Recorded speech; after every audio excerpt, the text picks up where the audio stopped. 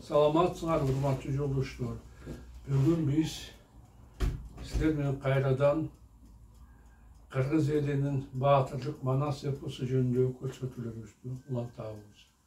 Мен силерге мурда айткандай, мен Сагынбай Орозбаковдун варианты негизинде кара сөз түрүндө 5 томдуу роман жазган. Мына бул китептер силердин алдыңарда турат, көз алдыңарда. 5 томдуу роман.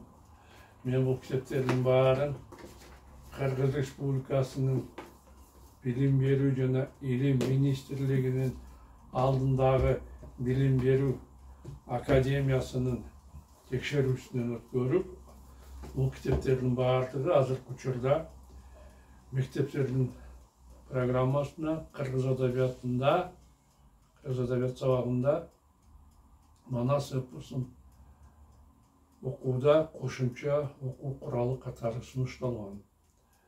Ошондой эле мен 8-11 класстын окуучулары үчүн мынандай алып жумуш дептерлерди түзгөнмүн.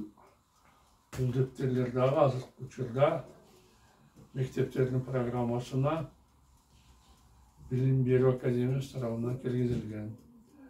Өзүмдүн эмгегимди улантып, мен азыркы учурда үчилтиктин 2 бөлүгү болгон Семете эпосу боюнча иштеп жатамын. Азыркы учурда мен 1 томду бүтүп романды, азыр 2 томдун үстүнөн иштеп жатамын.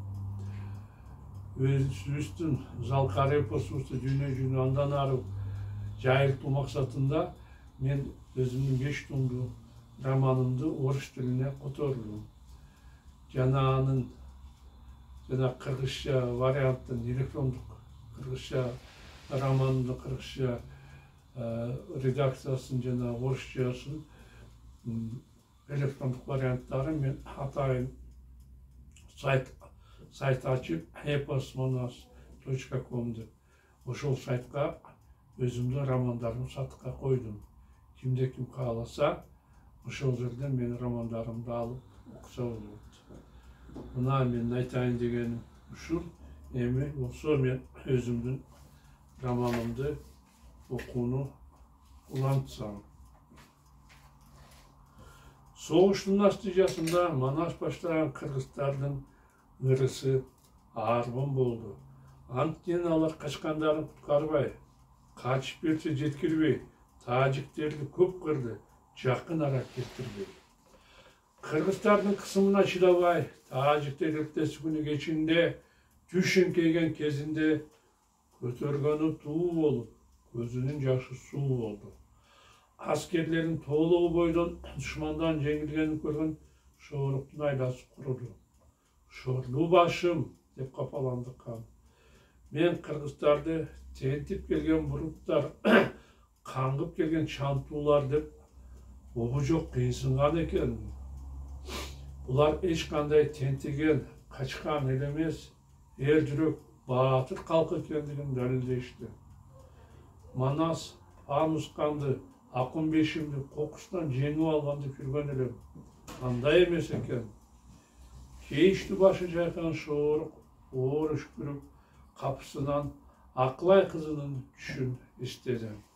Каап кече күндү кан. Мен кызымдын сөзүн уксам болмок экен.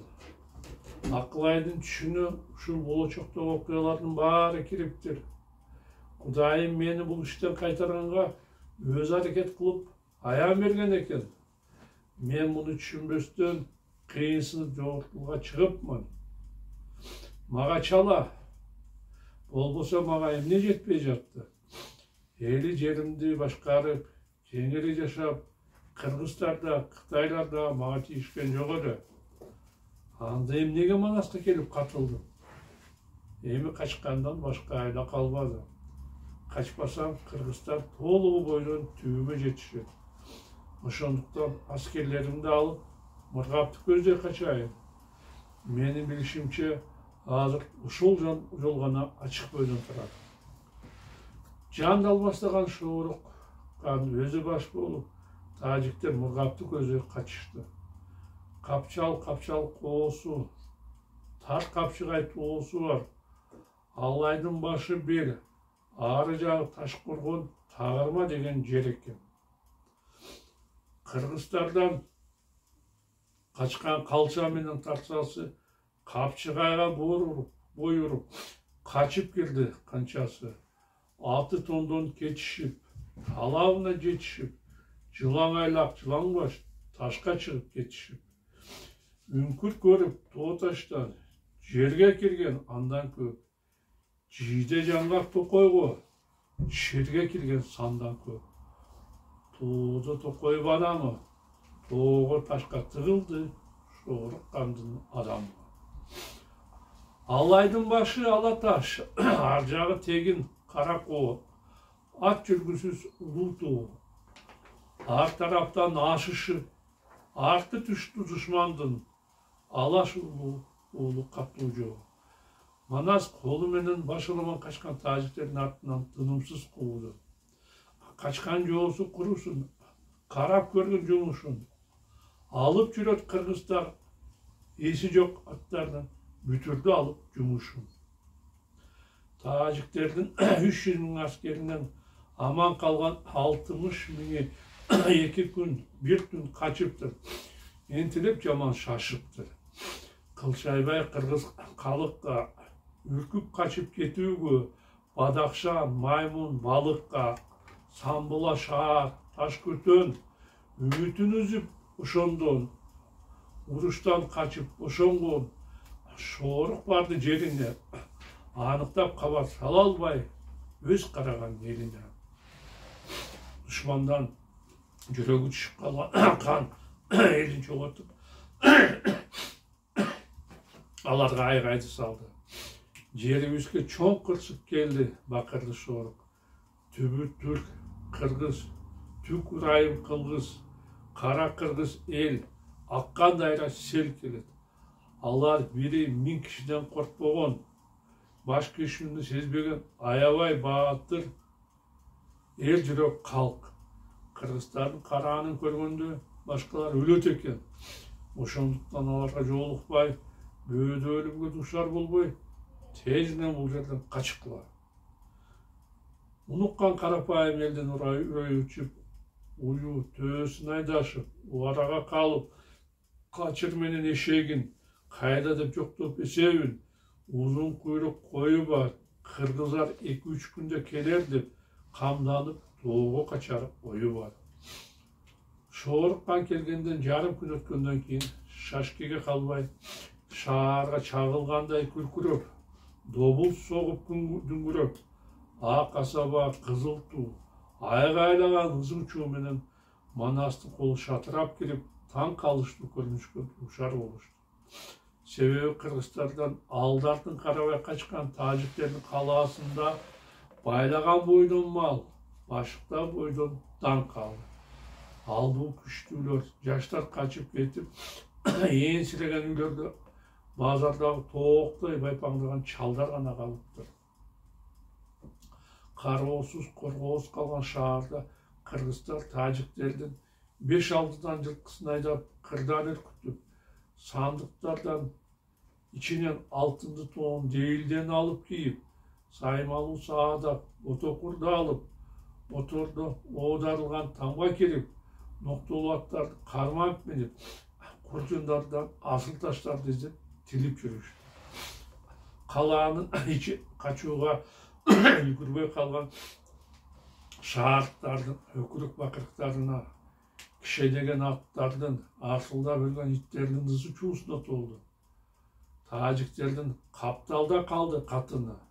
Karmak mindi Kırgızlar, işengen жалгыз atını. Bakırıp kaldı baldarı, basbay kaldı çaldarı. Tөгülüp kaldı tuzları, kıyada kaldı kızları. Katılam dep Kırgızga, mangırt menen tarsan, barının söğürgü sızdadı. Өзі қатылған шорық көчөшкөн Кыргызстан тажиктердин мааратып айдап койлорун, барсылдатып токмоктуп, басып жүргөн бойлорун, мөөрөтүп айдап уйларын, кара жалдан түмүртүп, кара кийген тулдарын, маңгыт менен калчанын ушинтип булбаарын таратышты. Ошондон кийин кыргыздын колу Бишабурга кетип, Хоросон жолун алып, Дөбөктүн жолун байлады.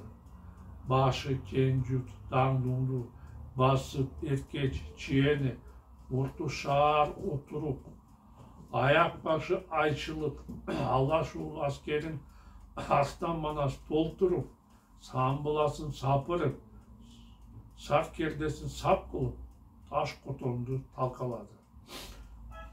Тажиктердин төбөлөрүнөн тандап лөгүн, 4 түлүк малын, айрадан тандап нарын, алтындан тандап зарын, минип көлүк жоргосун, миндир келип жоркосун алган кыргыздар Олжого тунуп калышты.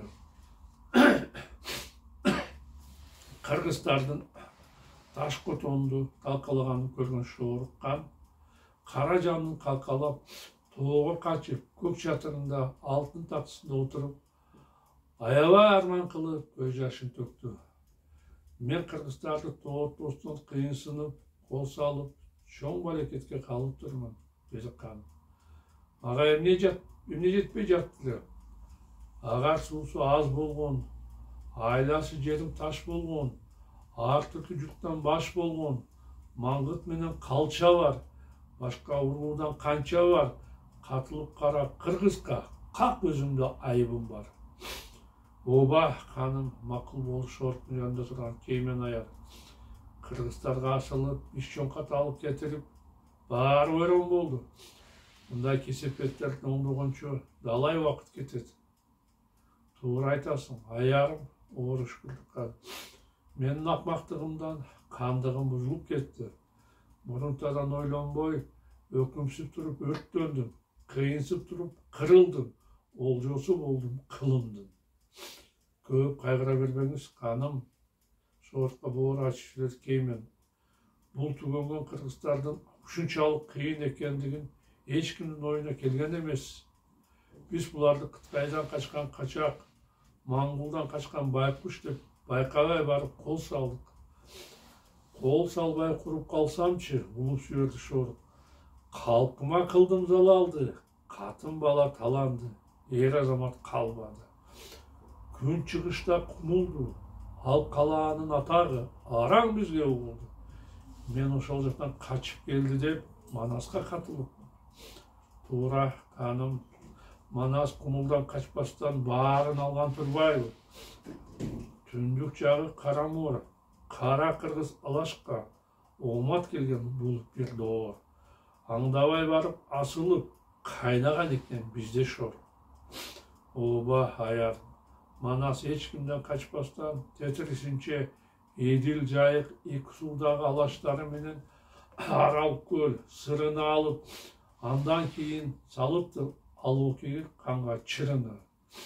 Эми эмне кылабыз, аярым? Ханым, эрлик менен эр Манас алган экен кылымды. Аркага азыр жиберди, жаным дагы кынымды.